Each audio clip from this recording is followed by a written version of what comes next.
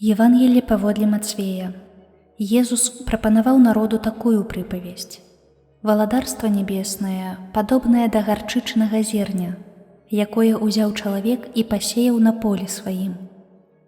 Хоць яно меншае за ўсялякае насенне, калі вырасце, бывае вышэйшым за іншыя расліны і становіцца дрэвам, так што прылятаюць птушкі небесныя і гняздзяцца ў галінах яго. Іншую прыпавесць прапанаваў ім. Валадарства небеснае падобнае да закваскі, якую жанчына ўзяла і паклала ў 3 меры мукі, аж усё ўкісла. Усё гэтае Езус гаварыў народу прыпавесцямі, і без прыпавесці не казаў ім, каб збылося сказанае прарокам. Адкрыю ў прыпавесцях вусны мае, раскажу утоенае ад стварэння свету.